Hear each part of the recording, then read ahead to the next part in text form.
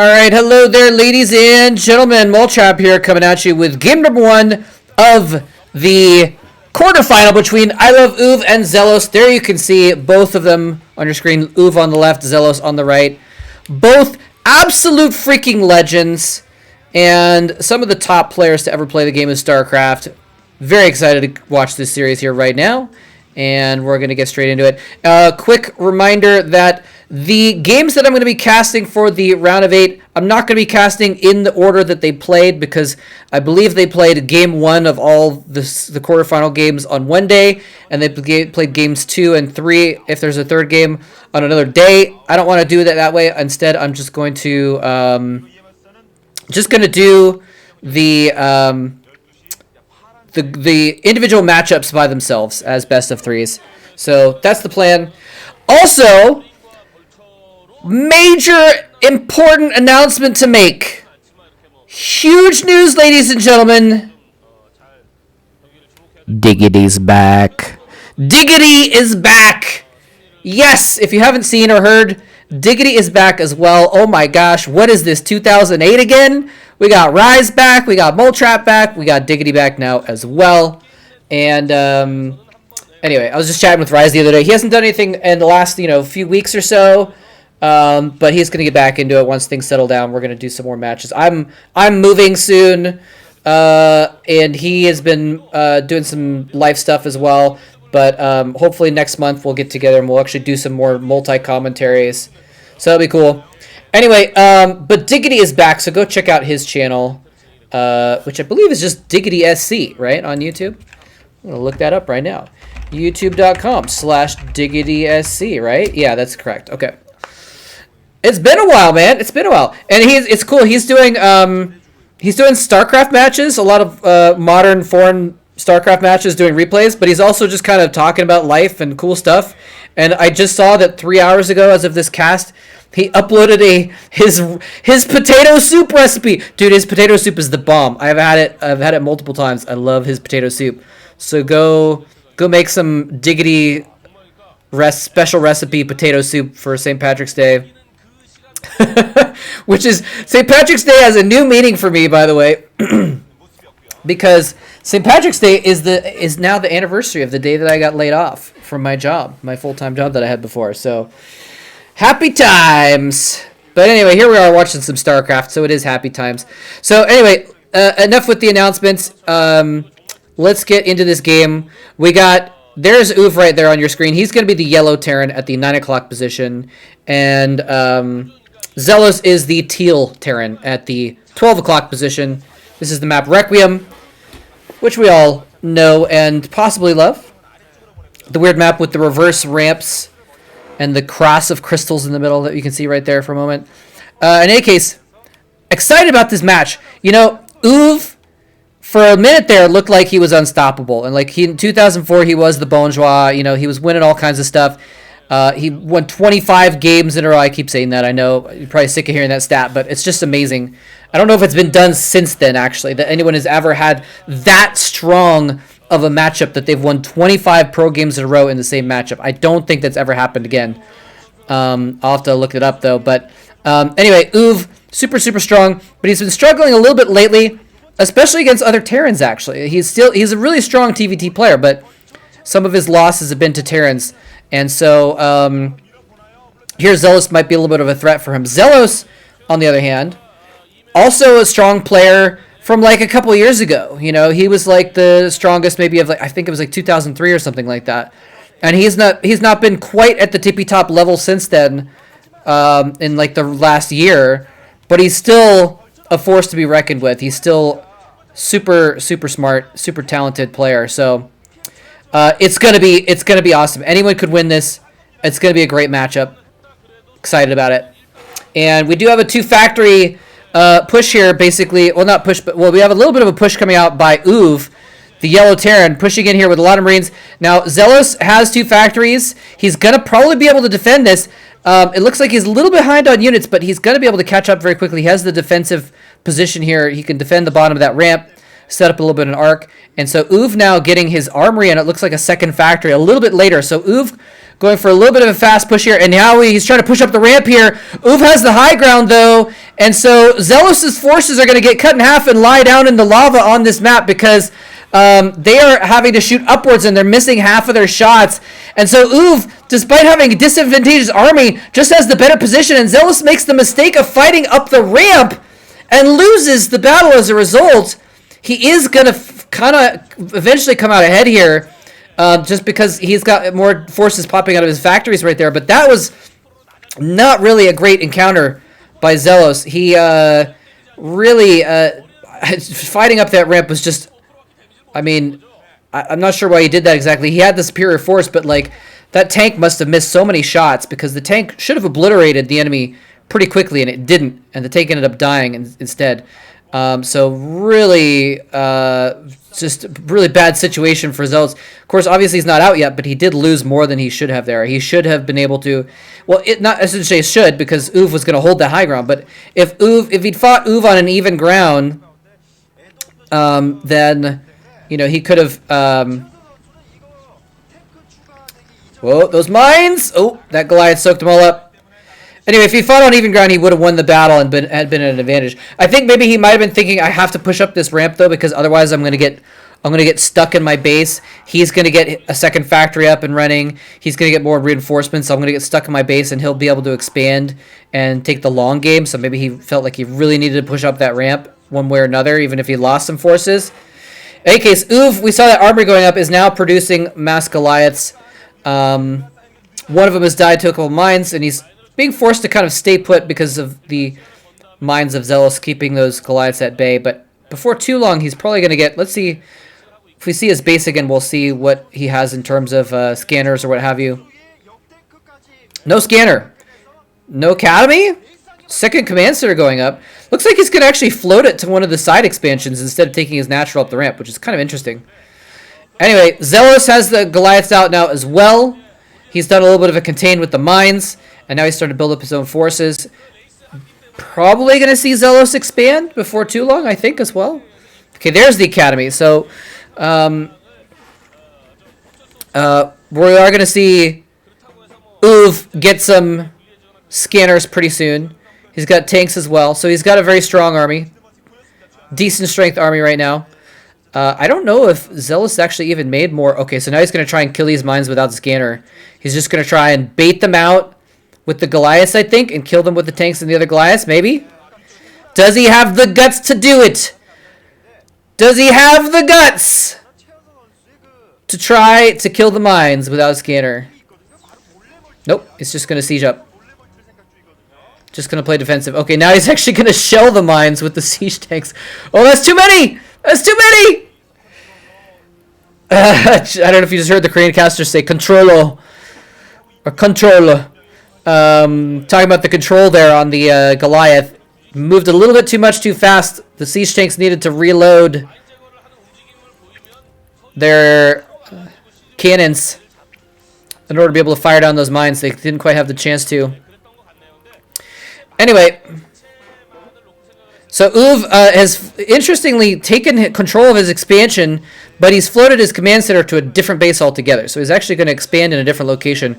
XellOs has expanded to the natural expansion, it looks like. And what is going on here? He's actually going to ferry units into the low ground or something? No, he's just going to go around into EVER's main and do a little bit of an attack in the main here. It's going to drop a few Goliaths on top of the factories. It's actually going to stop production of one of the factories. Go in here and start going after some SCVs. EVER is bringing his own Goliaths back and some tanks. He actually loads up those Goliaths into the dropship to escape, but it's a little bit dangerous having everything, all your Goliath eggs in one drop basket. Oh, he's actually going back in. The unexpected return trip back into the back of the mineral line to try and get some more SCVs. If he loads up again, it's suicide, though, on those Goliaths. He's going to have to fight now. He's going to lose that dropship if he just picks up and runs, I think. Oh, he's going to do it. He's going to do it. Never mind. It's not a suicide mission. EVER actually fell back a little bit. He had less Goliaths, and he kind of fell back. His tanks were not in the best position to defend that part. And so now he's going to be able to actually drop over at that expansion, which is undefended because EVER didn't take his natural where he could easily defend it. He took this not defendable position, and EVER does not have the dropships of his own in order to counter drop and defend this. So A little bit of a poor decision there by EVER, I guess. Well, in hindsight, at least. The thing is the mineral. Yeah, I mean, I'm not sure what else to say. Actually, I was gonna. For some reason, for a moment, I thought that it was a mineral only expansion because we saw XellOs' expansion that he'd taken, but it's actually there's a gas there. It's just a different side of it. He's gonna be okay. He does have his own dropships now. He's gonna be able to drop on top of those tanks and move his own tanks in from the south. He's going to obliterate those tanks, get them out of the way for XellOs. XellOs may be in a little bit of trouble here, depending on the macro situation. EVER building an expansion in the bottom middle main base, kind of trying to hide it a little bit. He's even building the expansion behind the base so that if it gets scouted, it won't be taken out. Okay, this is interesting. He actually got that command center down to burning, or maybe nearly burning, in the south, and now he's dropping up here at the main again. EVER's Goliaths are off in a different position, and so he's able to get back in there and sneak in some more attacks with those Goliaths. So this one dropship with Goliaths is doing so much work. He's even come over here in the other new expansion where he's floated that command center to and attack some more SCVs, force the tanks to siege up as well. And he's going to again escape. So minimal damage taken by XellOs by dropping all of those Goliaths all over the place. But he did a lot of damage, did a lot of harassment, killed a number of SCVs. I feel like XellOs is probably a little bit ahead in this game. Although every time we see EVER, he has a lot of units, which, you know, that's why he's called the Cheater Terran, right? He just has so much stuff. You know, I've always assumed that's why they called him the Cheater. Maybe I read that somewhere, but I'm not sure. I'd have to look it up, actually. Because then the other day during the VODs and Chill game, someone said that Firebat Heroes said that he was a cheater, kind of... I mean, not seriously, I don't think, but, like, that maybe that's where it came from. Anyway, let's go with he's a cheater because he back rows well. I think that's where the nickname comes from. Anyway, XellOs pushing in here. The counter push out by EVER it looks to be effective. There's some SCVs going in there as well. SCVs are actually really good against this sort of situation. They can get up next to the tanks. They can force the tanks to splash each other. They can soak up hits as they attack. But EVER again has been stopped from mining at this expansion, and he's actually lost those tanks. What is going on? Are those are XellOs? Why does XellOs have SCVs in EVER's base? What has happened? What is going on? He must have like attack moved them as he moved in, and then they just ended up wandering into the base. I don't know what happened there. Anyway, crazy stuff. Crazy stuff. XellOs is really, really tightening the vice now around the location of EVER. EVER has made that command center in the bottom middle spot, and he actually ended up floating it to an island. So he's kind of like an island hidden expansion in the right side of the map, but it's kind of out of the way, and he's just been stopped from mining it as all the expansions for so long, whereas XellOs has been mining just very smoothly at both of his bases for this entire time, is now getting a third up. So I feel like XellOs just has the advantage, and so he's building this containment field outside of EVER's base with the tanks. He's putting turrets up there as well, and just constantly reinforcing that location. EVER is now mining at that spot. He's gotten tanks down in a good position to defend it. He's not mining gas, though, at that spot, very crucially, because tanks and Goliaths and dropships, they all take gas. In case you've never played StarCraft before, why are you watching this if you've never played StarCraft before? That would be this would be a strange thing for someone to watch that has never played StarCraft before. But no offense if you haven't, though. Maybe you're watching with a friend and you've never played StarCraft before, and your friend was like, "Hey, I know this guy called Moletrap who talks about the games, and watching his commentaries might help you understand." Diggity was telling me the other day that's actually why he got into commentary, was because he was hanging out with some friends of his, and he was like explaining the game to them, and he realized like he could just record that, and you know that's basically what casting is, right? So anyway, what is going on? Oh, he's just transferring to a new base, I think. Where is XellOs? Okay, XellOs has the 3 o'clock expansion. I was like, where are those SCVs going? I didn't realize he'd built a 4th base over there. A little bit of skirmishing going on here in the middle of the map. But again, I think even if they trade evenly, Okay. Oh, that was not. Oh, that was not the right time. That was not the right time to be going to that base, SCVs. They get there, they start mining, and they're like, oh wait, mistakes were made, and they go into attack mode. But that's a lot of SCVs slaughtered there. It looks like XellOs is going to clean it up. He does have 4 command centers, so he's going to be able to rebuild those SCVs pretty quickly if he wants to. EVER is at 3 bases, so I guess killing all those SCVs means that they're both around even, but it's just like, I feel like XellOs has consistently been more ahead, basically. And now he's pushing in for basically into that choke point, and still no gas at that second base for EVER, by the way. Very crucial again. Now, XellOs, unfortunately, the supply count is covered on this first-person view by the logo in the top right, so we can't see what his supply count is at. But I have a feeling his supply is higher than EVER.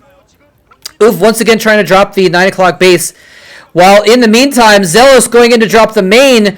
EVER is trying to build another command center there, but he's going to lose so many SCVs. They're going to trade here. But I think trading the 3 o'clock base for all the SCVs in the main is probably a fine trade for XellOs to take right now. He kills the tanks. Very beautiful targeting. Oh, man, he doesn't get distracted by the SCVs. He targets down the tanks. Now his own units and his Goliaths are free to do the slaughter. And slaughter they do. Now he's moving into the natural expansion as well. The Vice is being cranked down tighter and tighter and tighter. And I don't think EVER can stand any more weight at this point. It's just, he's about to... He's going to... Okay, here's his desperate kind of counterattack to kind of counter-drop the third base of XellOs. But XellOs is still mining his natural a little bit. Like, I just don't feel like EVER can come back in this. He's mining a little bit, but he's lost control of his main base. So even if he kills the expansions, what does EVER have? He doesn't have a natural. He doesn't have a main. He's just got that third down to the bottom right. Unless that third is hiding like a couple starports with some cloaked wraiths or, I don't know, a nuclear silo or something like that. XellOs should be able to clean this up eventually and take the game before too long. So again, EVER, there's the counter drop. EVER kind of struggling against high-level Terrans. Actually, he struggled against some mid-level Terrans in the group stage of the previous OSL. So XellOs takes game number 1 against the cheater Terran, against Bourgeois. I mean, it's the cheater Terran versus the perfect Terran. XellOs is the perfect Terran because of his immaculate control and playstyle. So, anyway, that's going to do it for game number 1. This is a best of 3, so EVER still has a chance to come back and win 2 games. And again, you can see them packing up because at the time this was just a single game that was played, but I'm going to do the whole series as a group. And so we're going to do game 2 and 3. Game 2 and 3 if there is a 3 coming up next. So I hope you guys enjoyed it. Thanks very much for watching. The EVER OSL from 2005 already off to a pretty fun start. Hope you guys are looking forward to it as well. GG.